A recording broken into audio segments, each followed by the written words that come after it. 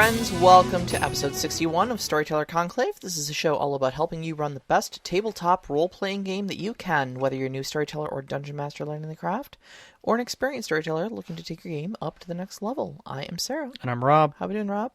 You know, not too bad. Yeah? I wouldn't say too bad at all. It's been interesting. But again, we're right before a holiday. Yeah. So, work's a little lighter, and, we've got a little bit more time. But at the same time, you get the weight of the family stuff that's going down, and everybody making decisions like, okay, is it okay to go do things? Is it not okay to go do things? Yeah. So, yeah. But, all in all, not too bad. Not too bad. I got everybody's like, oh, we got Friday off, and I'm like, oh, isn't that nice? Must be nice. Must be great. Must be nice. But at the same time, my workload's really super light. So, exactly, like who's around? Yeah. So. Yeah. So. Yeah, that's the way I always looked at it. With I got a lot of bank holidays off, but there's other holidays I just don't get off because there's stuff going on. Yeah, and it's the whole thing of like, okay, well, if everyone else is doing those other things, they're not here for me. Like, right. I get to watch things and get things done that I've been waiting to get done for months because there's nobody saying, oh, can you take care of this first? So. Yeah, of course, I'm complaining about not having Friday off when there's people who don't even have the holiday off and such like that. So, correct. Big shout out to you if you don't. Thank you for keeping things running, and sorry. That, yeah. Unfortunately, and I'll say this. I'll honestly say this. I feel for all the service workers out there. I do, yeah. Who are not getting a chance to work on busy occasions like this, which would, they basically, this is their bread and butter for the summer. Mm-hmm. There are people who look forward to this time of year. It's very hard, it's a lot of hard work, but at the same time, this is it. Yeah. So I feel bad. A shout out to all you people who are just trying to make it through right now. And I feel for you, totally. If you're listening to this podcast, hopefully it brings a little a little levity. So let's not talk about that. Let's talk about something less stressful? Less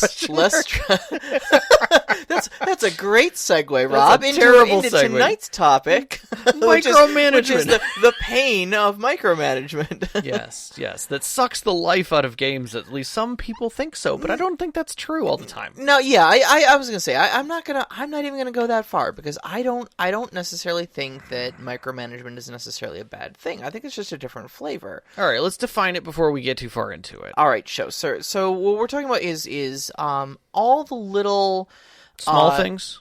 All the little. Stop it, or 311 will issue us a cease and desist. It will happen. It's all the little things that need to be taken care of on a typical, especially like Dungeons and Dragons is probably the progenitor of this, and one of the larger offenders of things like tracking ammunition, tracking your rations, tracking every last little piece of equipment, tracking your coin down to the copper piece. Right, but I think also we have to pay a little homage to where it came from. The idea that you're dungeon crawling for money. Yeah. And that has weight. Like, things have weight. And that encumbrance means something when you're trying to drag as much of it as you can out. And that idea carried forward. Yeah. It was just part of a system. Absolutely. And I think it was always around for D&D, especially in its origins, but then it also kind of spread into, I remember doing a lot of this in Palladium. Mm-hmm. I had a whole budget sheet written out for my Palladium characters, and certain things that were written down to kind of fast track that sort of thing for me that I would buy on every character. Later on in 5th edition, they turn these into adventurers kits. Oh yeah. We're for 50 gold you just get all of these things, so you don't have to go and buy them individually. You know? But still, you're still looking at all those little things in there.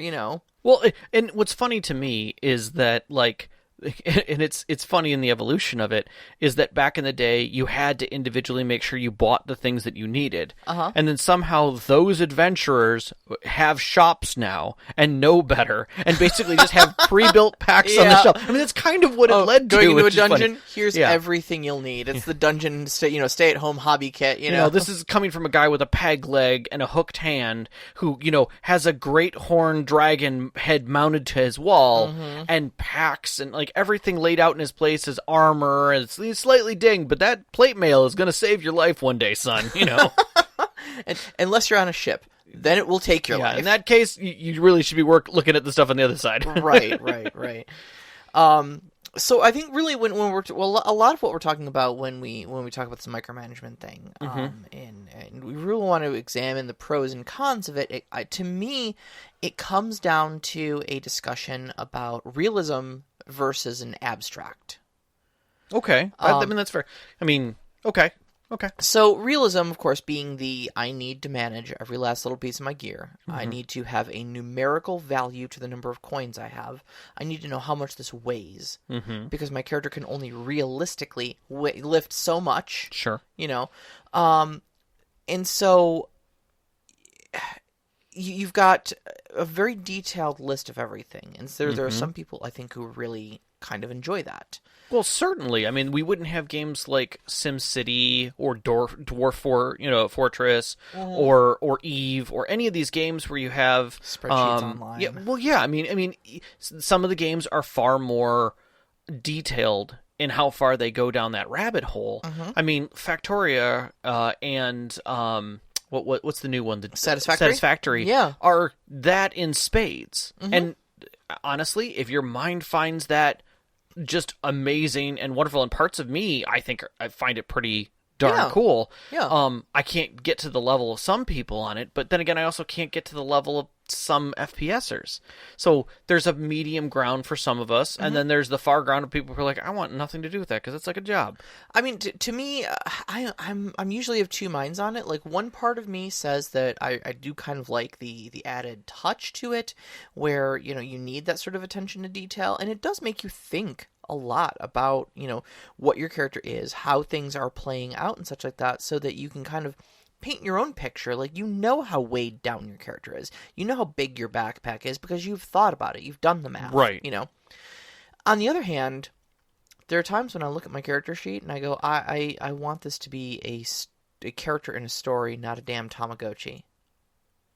I don't want to have to worry about feeding my character and making sure my character drinks and wiping my character's butt when they poop. Like that, there's like a level of micromanagement that gets too much, and you're like, look, I'm just trying to tell a story about swords and sorcery here. I don't need to know if I've got 21 or 22 arrows. Can we just say I'm a seasoned adventurer and I have enough? Right. I mean, at the same time, like, your character goes, one of your characters that's in your game as a storyteller goes and buys, very expensive silvered arrows or platinum arrows because they have to take out something and they only get 25 of them. And halfway through the encounter, you're out of arrows, and they're like, no, I still have 4 left. At least. Or why does it matter how many I have left? I haven't had to count my arrows up to this point. And now you're like, well, I mean, those are kind of different, So how do you, as a storyteller, then, in a relatively realistic way, add a little weight to what they're actually getting? And it doesn't make a difference. I think in realism, if you're dealing with tactics, you have to set that expectation early and kind of carry it with what you're willing to accept. I think a lot of storytellers will say anything that is of a mundane quality, there's an upkeep cost for, and we'll address that as we go. Yeah, sure. That there's, you guys fell in the river. There's going to be at least a 5 gold upkeep cost on your gear. But if there's anything that's not mundane, and that's really where the line can get a little bit odd, because you could say, like, okay, if you guys are buying silvered arrows or magic arrows or scrolls, those types of things are limited. Things you should be limiting yourself to. Limited and impactful. Correct. I mean, a single arrow is not necessarily impactful because it's assumed that an archer has arrows. But a silvered arrow that is specifically for taking out undead, I mean, that's something special. That's an extra resource that they spent something on, and it should be dramatically appropriate, and it should be limited. Exactly. It actually makes me think a lot of this talk about bookkeeping and such like that makes me think back to my BattleTech days.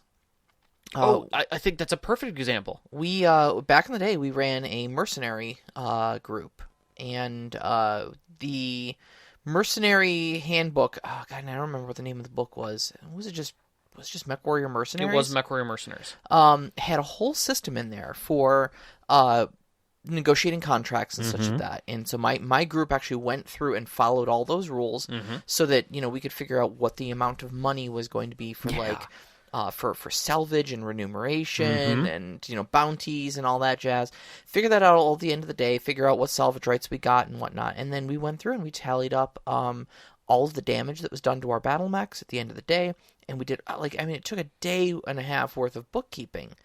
But the thing was, it was dramatically important because, especially in that setting, the mercenary group, the mercenary company lives and dies on its books. Especially in BattleTech. I think,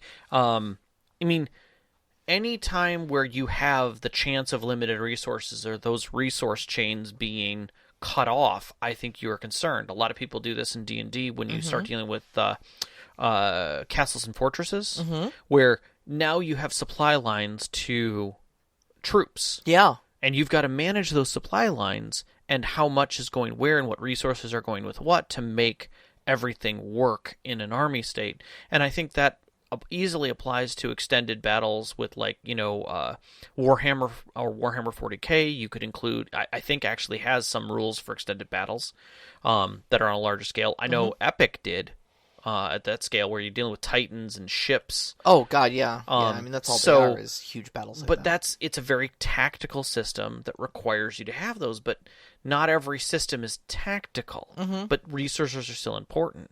One of the things that I'd originally put in here that kind of adds a sense of realism, but is in an abstract form, I think, is Seventh Sea's wealth system. Because your character's status in certain areas is completely dependent on their wealth. And your wealth can go up and down based upon whether or not you have patrons or whether or not you've amassed something or taken something from someone. In the case of Adachi, the holdings are a whole thing, but holdings of wealth is not only a matter of what you physically own, but what you have control over. Right. So you may have control over a whole group of sailors. So now you have a merchant fleet, and that's wealth and a standard, and they fly your flag. But at the same time, those aren't liquid assets. Like, you can't take your sailors to the bank and deposit them. But if I do walk into court and I'm having to set my views against another's, I may garner more favor from others. Sure. So I still consider it a quantifiable resource for those types of games. Sure. So I think resources and encumbrance, to a degree, comes down... How much does a sailor weigh? How much does it weigh on your leadership? How much do you need to support it? And those kind of numbers, you can get into some serious numbers games there. So... and again, I think that's a whole level of role-playing that I don't think either of us really get into. But there's groups out there who absolutely love it. Oh, yeah. I mean, I've watched people just glow talking about their stuff. Oh, what was that system? Birthright? Yeah. Yeah, Birthright back in the day where, the whole thing was you were like the lord of an entire kingdom. And the kingdom was essentially your character. Yeah. Yeah, that was, I can imagine the resource management in that. But, but again, that's where a lot of these games had their roots, was actually in like war simulation. And then people started slowly taking on roles in these battle simulations, and then all of a sudden role-playing was born from it, and you want to tell all these elaborate stories. But you did touch on something really interesting, though, where you started talking about the abstract resources. I think 7C is a great example. I really liked White Wolf's. White Wolf games, and that would be the World of Darkness, the Aeonverse that I talk about all the time. So a lot of everything with them is dots. It's a rating of 0 to 5, essentially. Right. And so in there you've got resources. You've got a whole section called backgrounds, which are kind of like a lot of different types of resources that are available to you. Yep. But specifically, like when we're talking about like what's in your wallet, what's in your wallet, is your resources background. And that'll be rated 0 to 5. Yep. Or 0 to 6 if you're playing Adventure Tales of the Aeon Society. Right, correct. Because wealth beyond avarice is a thing. Yeah, money just basically, you don't have to think. You ever wanted to be Bruce Wayne? Yeah. Yeah, that's wealth beyond avarice. Yeah. So there... But how you use that, so it's not like a list of items or or a discrete number of coin. Right. Or a number in your bank account. They give descriptions where it's kind of like, if you liquidated all of your assets, it'd be about $100,000 worth of stuff. You got Right. a small home, an okay car, and some equipment, sort Right. of thing. But basically, how you would use the resource stat is when you wanted to purchase something. If there was a question of whether you could afford it, Right. you would roll your dice in resources. Mm-hmm. And if you garnered enough successes, you were able to liquidate enough assets to get it. Right. Certain higher end items may give you a temporary reduction. Mm-hmm. So you no longer have the resources available to count as a full resources 3. Now for a while you're going to count as a resources 1. Because you blew your entire budget on this. Right, and you gotta take some time to save back up, No, it's not a permanent reduction. Like, you didn't have to sell your house or your car or anything, but your bank account's empty, Yeah, I mean, you can do the same type of thing in 7C with its wealth system, whereas like a simple, you could be a beggar, you can have a Patreon, or a patron, a patron of you, where you're an artist of some kind, or you're a merchant and therefore have a steady income, or maybe you're noble and you've got lands and taxes and things like that, or you have some other thing, and all those are levels, which again fit that kind of description. I think the flip to that is something like Shadowrun, where you have a lifestyle that you have to pay for. So now, instead of you getting something in the sense of resources and wealth like that, now you have to fill out your lifestyle. Yeah. You have to go work, make money to pay for said lifestyle. Yeah. And there's the upkeep on that side. But that lifestyle gives you certain benefits. It gives you clothes, it gives you a place to live, it gives you a certain sense of security, and because of that, now things are either easier for you in other ways. It might give you access to a laboratory, it might give you access to medical supplies, so now when you come back, you're injured, you can get easier heals, Yep, fair enough. I also want to bring up like the Apocalypse system games, which are pretty popular. The Dungeon World, Apocalypse World, Urban Shadows that we talk about all the time. Often a lot of your belongings on there, like you don't even get down to, the big list of adventuring gear. It's literally just things that are dramatically appropriate. And especially in the Apocalypse system, usually it's checked off of a list. You can have one of these 4 items as a starting item. Very much like starting equipment is done in 5th edition D&D. And so like your Urban Shadows wizard might have like a .45 caliber revolver, a wand, and a beat up VW Beetle, but nothing else is listed. It's just kind of assumed that you have anything else that is dramatically appropriate. Correct. And again, it's a level of abstraction. Like, there aren't even rules for it. Really. Right. Like, it doesn't even get into it simply because it is a dramatic, sort of narrative style game. Right. That, bookkeeping is not a part of it. Yeah. They don't even have a system in there for hard initiative. Right, because, because once you step away from the tactics of the situation, that doesn't have the weight any longer. If death is not an end, if that isn't the goal is whether you have success or utter failure, everything else starts sliding back from that. Okay, so then where are you moving? Well, it's investigation. Now, okay, so now we're going to talk about where your challenges really lie. Where are the weights? Like, what's meaningful? What's going to change the scape? If I'm Bruce Wayne, can I really find everything that I want with just money? And the answer is no. There's still going to be mysteries that outstretch your hand that you will need help from something else that money can't necessarily buy. Hey, real quick, I don't mean to interrupt you here, but no. I was wondering if we can just ban Knox in the Box from our chat. I think so. He says, we have lists in the apocalypse. You have to have your apocalypse. No, that's over. That's a terrible pun. That is a terrible pun. That's a terrible pun. That's a 2-week banning? One of the mods just to ban him, please? Yeah, please. Thank you. Okay, good. Okay. So then we go one more. Mm-hmm. City of Mist. Yeah, which pushes it even further. We created characters for City of Mist over this last week. We're working on them. We're working on them, yeah. I think I've got mine more or less polished off, but I got to talk to our storyteller. Yeah, I mean, you don't really even have an equipment. Like, there's not even that bare minimum of equipment on there, I don't think. At least not that I saw. No, not really. I mean, there's like a relic background, or sort of aspect you can take to your character, but that's like a story significant, like major source of your power sort of thing. Otherwise, it's just assumed. Yeah. Yeah. Oh, if I'm an old guy who owns an antique shop, I have an antique shop. It's assumed that I have clothes and maybe a way to get there. Maybe I live above it. But then again, that's all narrative. That doesn't necessarily weigh into the mystery of the story. It's just there. It's editing that you do and make assumptions. And I think we get closer and closer to accepting a level of trust between the players and the storyteller and the other players. When you get into these types of things where you're loosening the rules and increasing the narrative.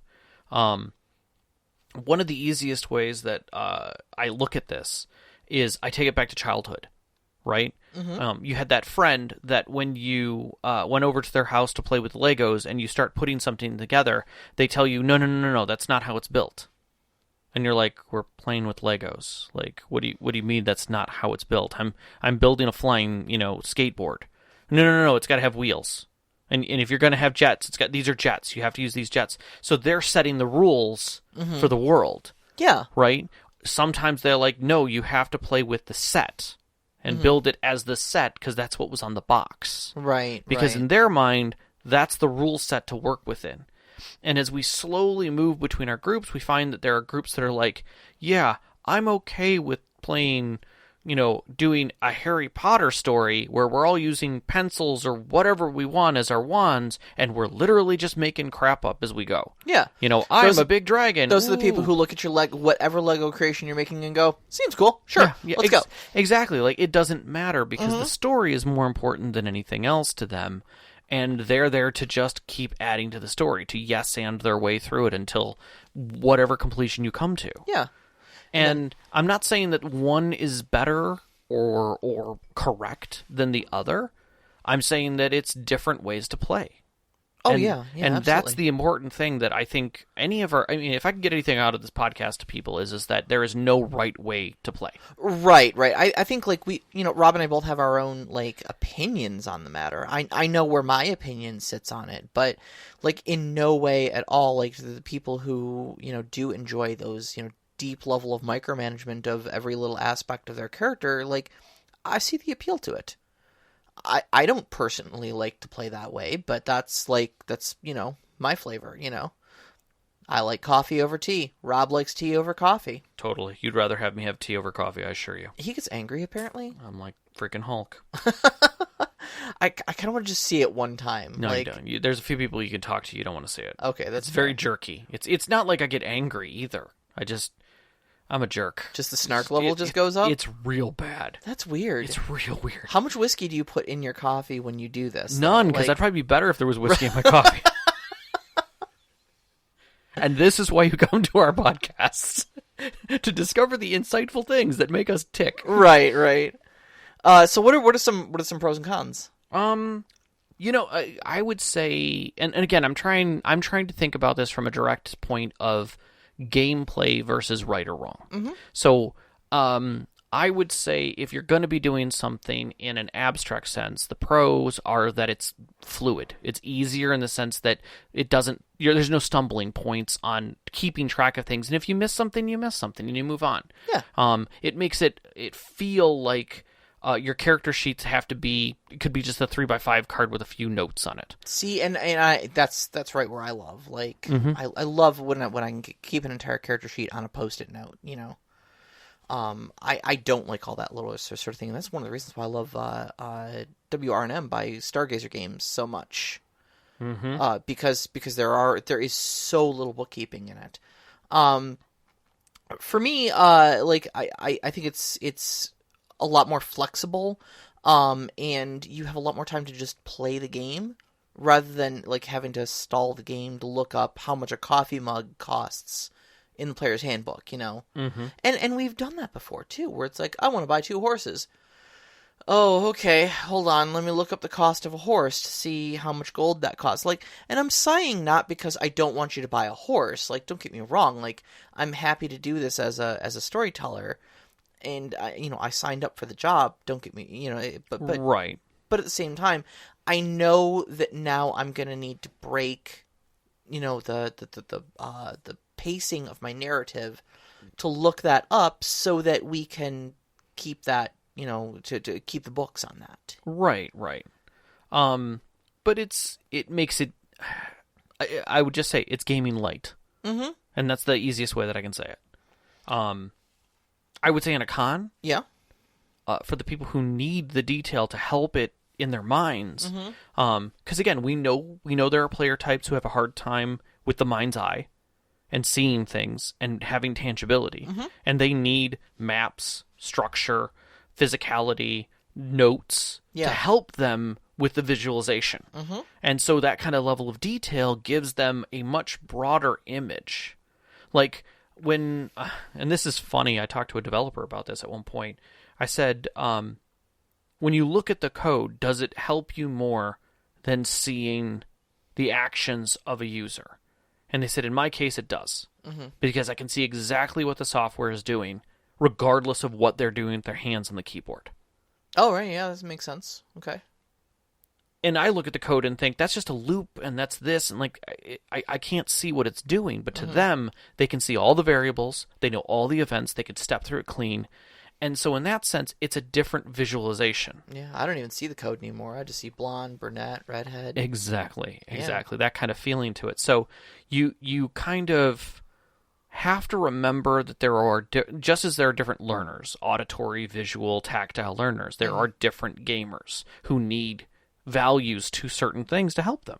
And I think that's something important. Yeah, absolutely. And it's a con when you remove certain aspects from games when a player might really need them. I think for me, probably the biggest con is that it relies so much on trust between the storyteller and the player. True. And if you don't have that, or if you have a player who will take advantage of that trust, you've got people going, well, it can be reasonably assumed that I've got this powerful thing. And you're like, can that be reasonably assumed, And they either cause you to need to check them on things constantly, and say no to them, which honestly is draining. It is. Because you want the story to flow, you want to all just kind of be friends and just having this big collaborative storytelling experience, but when somebody is trying to add things into the story that would, if they're trying to Mary Sue their way through the story, essentially, and then you're like, I don't know if you have a +5 Holy Avenger just sitting around, Well, and that's the thing is that I think that level of trust comes from knowing your players and knowing what works for you as a storyteller and being prepared to look at certain players and say, hey, I need you to talk. We need to talk about this on the side. I need to let you know that it feels like you're railroading your character perfectly every time. You're Mary Sueing your way through every situation. You always have everything you need. You're never, playing off your weaknesses. You're rarely role-playing your character other than a perfectionist, and they may not see it at all. Sure. That may not even be in their visual acuity, and they might be like, well, what do you mean? No one else is having fun, including myself. Like, as a storyteller, it is draining for me every time I come to the table. You're just waiting for your chance to blurt out the perfect solution so you win, and exactly, we're not here to win. No. We're here to have a story, and a story has conflict, and a story has consequences, and a story has actions. Yep. And sure, like, I'm literally going to have to take you your character out of the scene to have a scene.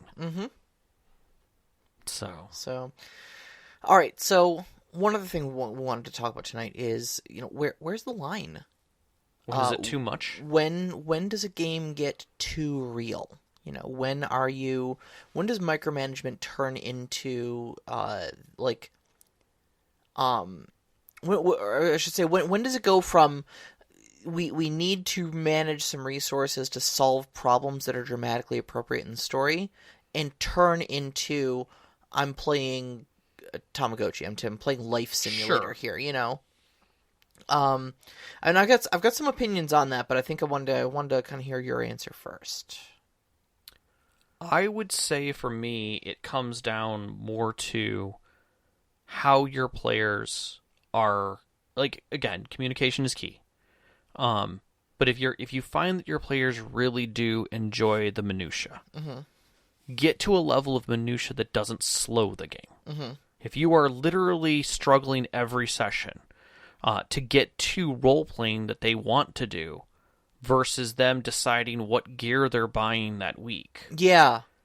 You know, if it takes you that much longer to do that, then it needs to happen at an appropriate time. It's still good to keep it in the game. Shopping episode. Right. There's nothing that says you can't use other technology or, emails or text messages to negotiate between, hey, this is your gear sets, make sure. So tomorrow night when you walk in, we're going to open the scene with you guys walking into the dungeon.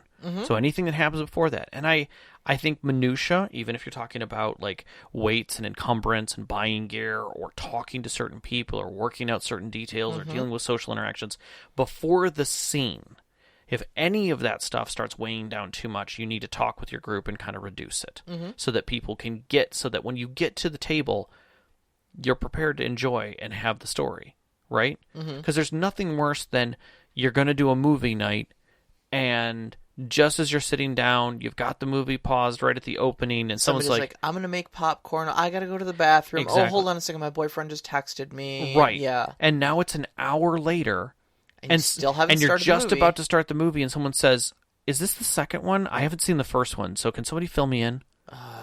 Or I missed last week's episode. Can anybody kind of give me a heads up on that?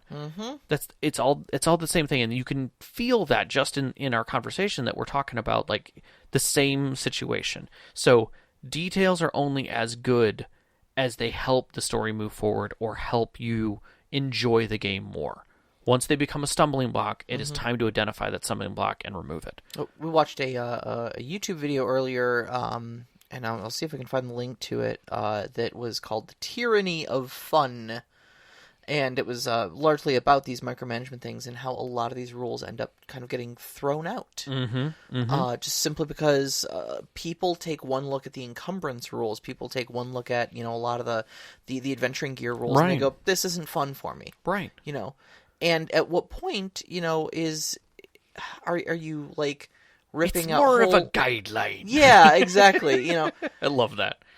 And so I guess you tend to see a lot of people who are willing to just I don't know, they kind of find their own like middle ground for it. For me, I think there's a tipping point to it. I think there's a point where the resource management can be a fun adventure.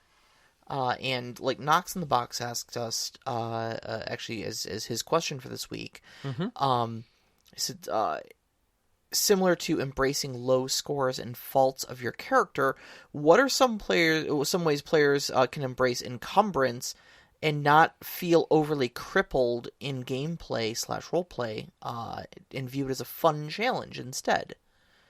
Are there examples of encumbrance that can work both positively and negatively?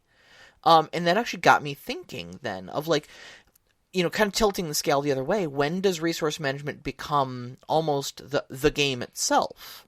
Right. And I think and then you mentioned this earlier. Yeah. And that is in the old school dungeon crawling style thing. Like when you have a treasure hoard, and I think this actually happened at one point, like in Critical Role, if I'm remembering correctly, where the party had defeated a dragon. And they had, like, just a huge treasure hoard that they'd taken claim. And, of course, they wanted, like, we would take all this dragon scales and all this dragon hide and stuff like that so you can make armor out of it. Yep. And even if you don't, it's valuable. And, dragon fangs and dragon horns and dragon claws. And, I mean, this is not a small creature. So each one of those fangs was pretty sizable. They had 20 of them, et cetera, not to mention whole slabs of dragon hide on top of the hoard. And they were like, okay, and then we leave, and they're like, okay, how are you getting the hoard out? Yeah. What do you mean?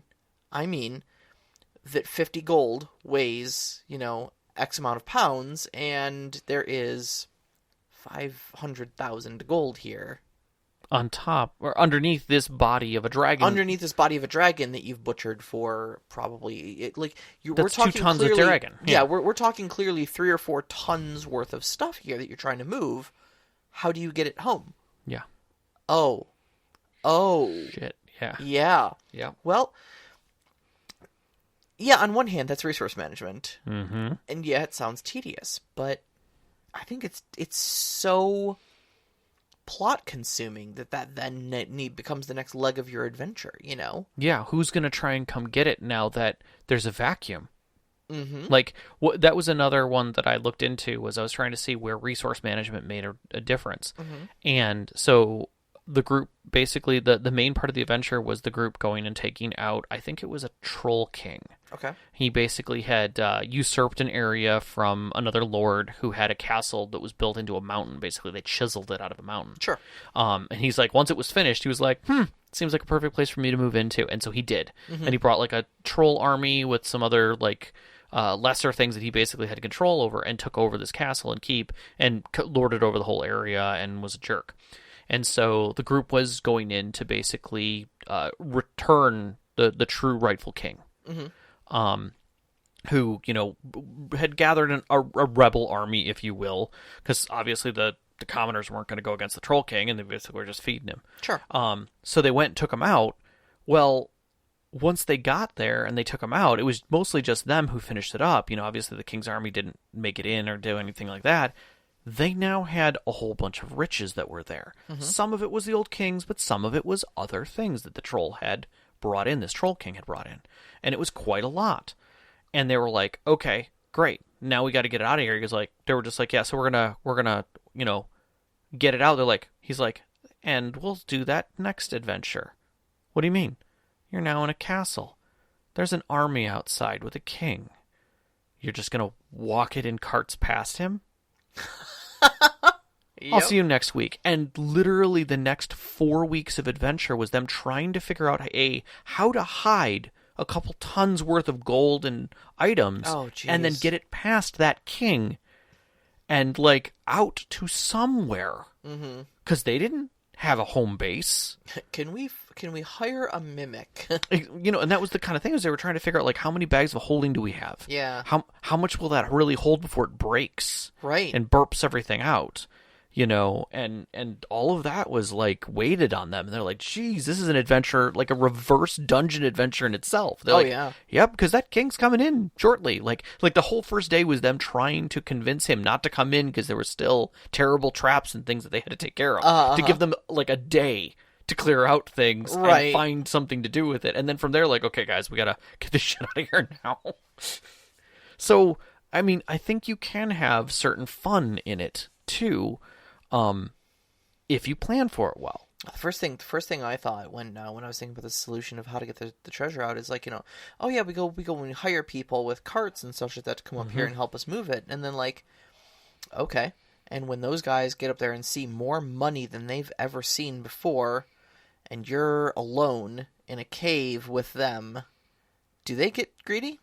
Do they try to jump you for it? Do they betray you and try to exactly, you know, and then, you know, what if you end up killing them, you know? Right. And then, you know, a bunch of peasants with carts went off with you and then didn't come back. What sort of reputation do you gain? You know, there's all sorts of stuff that starts happening when that much money gets involved. Yep. And sometimes that can be part of the adventure. The other half of Knox's question, though, sure, is what are some negative aspects of things like encumbrance? Oh. I mean, if you follow the logic of Skyrim, you stop moving. Which video games do a good job of that as well. Like, you just don't have room for everything. Yeah. Mostly. I don't know if Skyrim's really the example you want to be holding up there when you can hold 20 suits of armor before it even starts slowing you down. I agree with that statement, but at the same time, I think video games to a degree have set us a certain unreasonable expectation, and then at other times too much of a reasonable expectation. You look at stuff like Diablo, where you literally have a backpack you have to organize and arrange. Yeah. You know, because it may not fit right. There were a few other games, I want to say, it wasn't Destiny. It wasn't Divinity. It was one of the other I think it was Dungeon Siege had a backpack that you could turn items to try and fit them a certain way in the backpack as well. And so you could Deus Ex did that too. Yeah. And I think like those kind of mechanics are neat, but at the same time you could also, I mean, I know there are house rule sets for people who are like, okay, well you can have, 4 rings, 4 belt pouches, belt slots. Your belt slots can carry up to 4 bags. Your backpack can have 20 slots in it, and then you have to start thinking about, well, what constitutes a slot, and things like that. And so you can get really min-maxy on those types of things. But then you also have stuff like BattleTech, where literally you have allotments. You know exactly how many slots and things fit in certain places. Right. And it makes it very simple to say, I'm a large creature or a large thing, and therefore I have this much space. Whereas D&D was like, yeah, you've got the strength of 10, so you can carry 170 pounds. Yeah. How easy is that once you have 170 pounds to do everything you're doing? See, that's the problem. I don't think, maybe even in 5th edition, that they really did the math on a lot of these things. Is because in D&D, I've rolled up characters, first level characters, who couldn't carry their starting equipment. Like, already at character creation, I came out of it encumbered. Because it was a suit of armor, a couple of weapons, that adventuring pack that I mentioned earlier that has like spare clothes, 10 candles, ink and paper, et cetera, et cetera. And you end up with like 75 pounds worth of stuff on your back, and you can only like move with 40. And it's like, wait, hold on a second. You're literally handing me all this stuff as starting equipment, but the character itself isn't designed to... Yeah. Like, where do I put this? On I your don't have anything. On your horse? What horse? Exactly. I'm a first level character. Exactly. You gave me 5 gold to start with, and a horse is like 50. So the first thing that comes to my mind is something role playing like, where you've got that, where you've got that kid coming into school dragging his bag at the ground. Come on, guys! Can somebody help me? Like, anybody, please? And you've got like the ogre who's literally got a tiny little pack on his shoulder and a giant mace. Yeah. Looks down at them and literally picks them up and just starts carrying them. Well, I think honestly that the realistic answer is that's where you start getting into the lifestyle rules. Exactly. And so, I mean, if you are assuming a what is it called, like a moderate lifestyle or something like that, or modest lifestyle, I think it is where it's technically free, you don't have to pay for it. You're assumed to at least make enough money to cover your living expenses. That affords you a small like dormitory essentially. That you can stash some of your stuff in. You do have a home somewhere, at least assumed in the rules if you're playing by, with these sort of rules. And so I don't think it is assumed that you always have all of your worldly possessions on your back, even though we usually play that way. Right. But like in my game, you guys have you have your dorms back at the Fighters Guild. Or the Mages Guild, respectively. Yeah. I know my boyfriend's character has his own dwelling elsewhere, because he doesn't want to be staying at the Mages Guild. That's, that's for the plebes. He's got to keep a certain lifestyle about him. Oh, yeah. No, he can't. But then you've got to manage, okay, well, what do I have with me and what don't I have with me? Right. It always kind of cracks me up whenever I'm watching a game and I see, someone who's, like woken up out of a dead sleep or something like that, or, caught unawares in some way. And it's like, well, what's your armor class? It's 18 because I've got full, half plate and a shield. And it's like, wait, what? While you sleep? Like, no, buddy. Have you ever slept in full plate? Yeah. I've known people who've slept in full plate. You're in a nightgown. Yeah. So your armor class is 11. Right. And that's only because you got a +1 from your dex. Right. So let's roll with that. Exactly. And again, that comes back to that micromanagement, and does the player now feel cheated? Right. Well, this is a game full of dragons and magic users and people who carry, everyone has a 10-foot pole and a set, how is it weird that I'm sleeping in my armor? Right. Whereas on the other hand, you have the mage who goes, I sleep in my mage armor. It's not uncomfortable. I rather enjoy it. And so, you get a certain sense of, okay, how much are you willing to accept? how quickly should they be able to respond to things. So, and I think a lot of that comes down to just what is dramatically appropriate, what is reasonably agreeable to the players, and agreeable to the storyteller as well. You find your happy medium there. Yeah. How long does it take you to don your armor? Is it one action? Or is it 3 actions because it's plate? 3 actions for plate. God, it's 10 minutes for plate. Well, again, that is 60 actions, sir. I'm 100% with you. I'm 100% with you. And that's where things get kind of interesting then when you start getting into the management and what's important and what weights you put on that early. Yeah. So that everybody is on the same page. Right. So I think that's the best thing you can take out of this as far as that is the level of realism must be known and felt early. And you can always back off from it, but you have to stay at the level that you've set so that people can feel it. And then if they have trouble with it, you can back it off a little bit more. But you have to be willing to accept and set those levels as a group. Yeah, consistency is the key, really. It really with as with anything else, you can't be changing the rules around on things. It's just once you do something, just make sure that that's what you're always doing with it. I don't know, you got any more angles on Knox's question here? Is encumbrance working both positively and negatively? No, I think that we kind of nailed that pretty far. Yeah, I feel pretty good about that one. Okay. I feel good about that one. Okay. We have one more question here. Sure. I know we got a lot of time. We got like 15 minutes left if we're going by our hour format typically. Yeah. But Overwatch asks, encumbrance, ammo counts, fuel. Is there a micromanagement mechanic that you feel actually adds to the feel of a particular RPG setting? Shadowrun. Your lifestyles in Shadowrun adds to it without a doubt. Yeah, okay. Because you're working for the weekend, basically. You're working for your lifestyle. Yeah, it's kind of the whole point of why you're doing it. Nobody runs the shadows, No. Everybody's trying to get out of it. Yeah. I think games that give you a sense of goal that is beyond, like you establish that sense of self-worth ahead of time, and you're working toward that, helps you. And and if it's maybe monetary, maybe it's citation, maybe it's respect, maybe it's reputation, those types of things need to be micromanaged at a certain level so that you can feel that point of success. Hence why D&D was successful with the dungeon crawl, is that retrieving money and goods out of a dungeon equaled experience, which equaled goals. Yeah, it was directly your metric for success. Correct. Right. So what metrics for success do we have other than survival? Well, yeah. That's what it comes down to in a game is that not only are you going through the game for the story, but there's a certain metric of success that people look for. Is it simply that the success is getting through the story? I think that works well for Dread.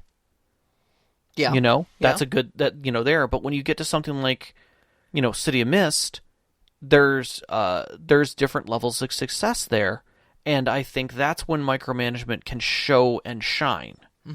Is when it is, and I think Shadowrun does a good job of that because it's basically getting you free of the shadows. Yeah, fair enough. So, what about you? For me, I think I really got to go back to BattleTech. Because to continue the story that I was talking about, where it would take us a day to do the books of just totaling up all of the costs of damage on things. Because we threw so much into it, we started to actually think of things in monetary senses.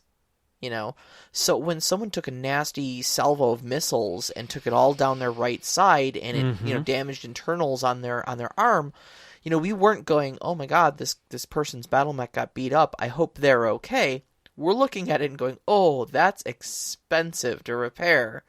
Could you please stop doing that? The bank account cannot do this. Exactly. Exactly.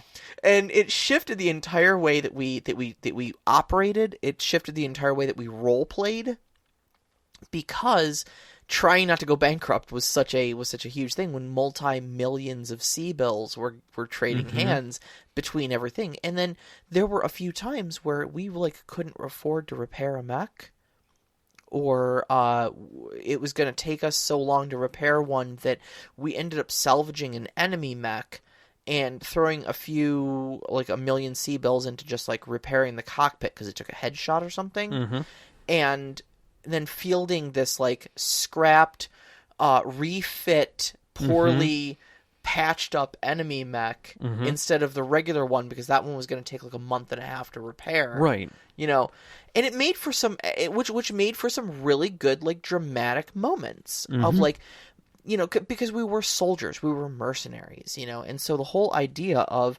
battlefield salvage and field repairs and, you know, operating on scraps of armor. Right. And counting every missile salvo because, you know, it takes a lot of money to reload an LRM-20. Oh, God, yeah. You know, and so sometimes, you know, you go into battle and you're like, I can fire this weapon precisely once. Right. You know?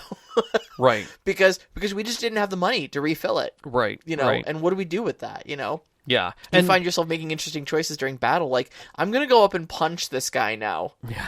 Like, really? You're not going to? No, I can't afford to shoot him, you know? I mean, that puts a different thing on Solaris as well. Yeah. Those types of things. But yeah, I think anytime that you've got where the money or whatever the resource is becomes valuable to completing day-to-day things. Yeah, I think the management makes it fun to a degree. Which is why combat is fun in D&D because the major portion of success is survival. Yeah. We survived. There we go. So yay, now you feel excited because everybody's alive, or you were able to keep people alive. That's the big part about D&D as a system is that it is managed tactics towards survival. And when you start moving away from that, it feels awkward. Whereas like if that's not even part of the system, suddenly it's not important. Yeah. I mean, it's not lost on me that D&D 5th edition plays a lot like Final Fantasy Tactics, one of my all-time favorite games. But it goes on that whole, like, you get one move, you get one action sort of thing. And it's a grid-based movement, and, you know, it's sometimes when I'm, like, putting together maps for what your guys' combat is going to look like the Final Fantasy Tactics soundtrack is playing in the back of my mind. Because that's exactly what I'm thinking is, like, this is going to be a tactical battle. How many times at the end of combat did we go, most of them. Most of them. And, of course, you got to do that, like, you know, two poses. Arms up in the air, arms down at your side. Just alternate between the two of them. Yeah, I'm trying to think of any other where micromanagement actually makes it. I'm heavily an anti-micromanagement person myself. Again, personal opinion, not a value statement. So I very much... No, you're not. You are not because you're thinking about it the wrong way. All right. We just spent how long talking about the micromanagement of individual damage points for Division 2? That is micromanagement. That's not really micromanagement. It is, but it's a different kind. That's just playing the meta. Agreed, but I think playing the meta is a form of micromanagement. Okay, but it's your form of it. It's what you're enjoying. Okay, so I'm against micromanagement unless I'm really enjoying it. Then I'm very much for it. But that's the thing is that you have to find out what you enjoy, and a lot of times it takes people a funny thing. Like, I mean, we play Ark. There's a lot of people who play survival games for different reasons. Yeah. And the management of those games are different. Like, how many people have played an RPG where while you're playing the RPG, you just keep saving up those elixirs of health and mana, the maximum ones, because some point you're going to need them. And then literally after you beat the end boss, you look in your inventory and you have 250 of them that you've never touched. Okay, just at me next time, okay? But that's the whole thing, is that it's that you are managing those resources for something, but you're getting better at it every time you do it. Yeah, I see what you're saying. I mean, but here's the thing, though, is it in certain contexts? Yeah, sure, I'm okay with it. Like you said, video games, but video games are, you know, video games are different than RPGs. I agree. You know, in that they're an interactive media, but they're not like interactive in the same way that tabletops are. Like, you're putting in input, but you're getting a very canned response back out of them, because you're only going to get the response that the game is programmed to give you. You know? Whereas tabletop games are all about telling very fluid, collaborative stories. You don't know what's going to happen from moment to moment. Even us as storytellers can kind of plan for certain events and outcomes to happen, but we don't know what happens. Correct. No story survives contact with our player groups. No. That is... If there is anything, that is the most truthful thing about any storytelling, is no story survives the players stepping into it. Exactly. So if all of that thinking is going to get taken off of my shoulders, and all I have as far as interacting with a game is manipulating the canned response it gives me to get the most optimal response back out of it, right? Then yeah, I can definitely delve into the micromanagement of it, and I'm happy to do so if I'm enjoying myself. So you ready? If I'm a storyteller, where do I put my weight? Well, if you're only getting a canned response because the storyteller is only giving you so much. But we're not.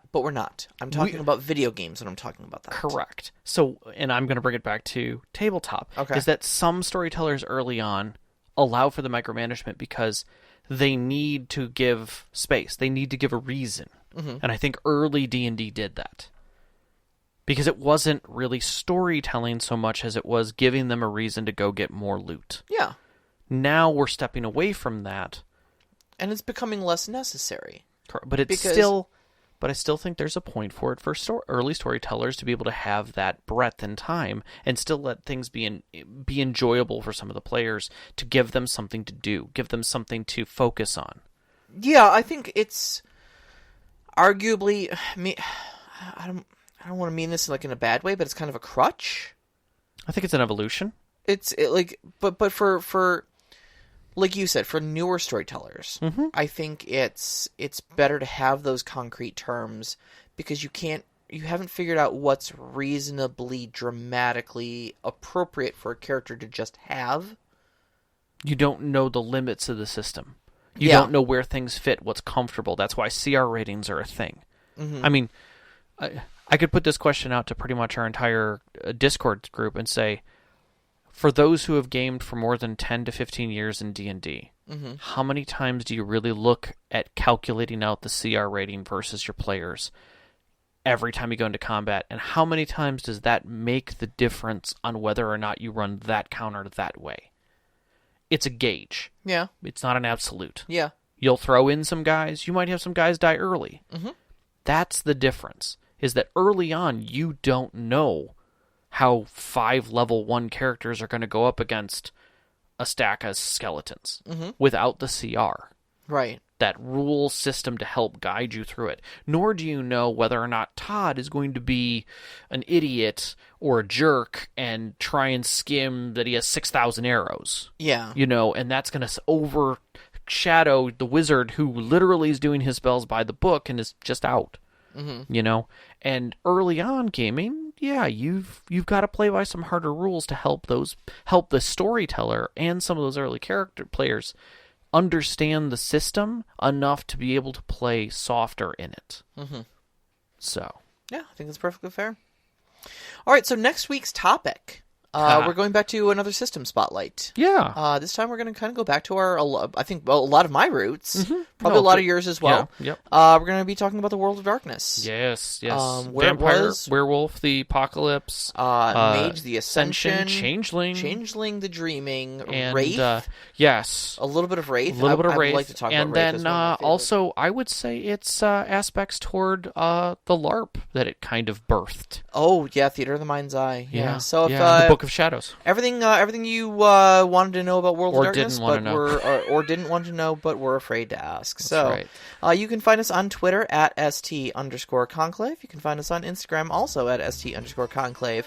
You can listen to us live every Wednesday night at 7 p.m. Eastern. That's at mixlr.com/storyteller-conclave. You can find our Discord link up on our Twitter or on our website at https://storyteller-conclave.blueberry.net. We'd like to thank our Patreon members, Nox, Sam, and the Arcane Asylum specifically, for taking care of us and helping us every month on keeping this podcast alive. We appreciate it and would love to have more of you join, but mostly come and join us on our Discord. We'd love to have you there. Our intro music is Beyond the Warriors by Geefrog. You can find that at geefrogmusic.weebly.com. And our outro music, which you're hearing now, are Only Our Footprints in the Sand by Midair Machine. You can find that at soundcloud.com/midairmachine/tracks. And I want to give a big shout out to our families, as always, Vicky and Sean, for being with us all this time. Our friends who sat us at our tables all those years, and you, every single one of our listeners. We love you. Have a safe and happy 4th of July, everyone, and please stay safe out there. Absolutely. We love you so much. Love you. Good night.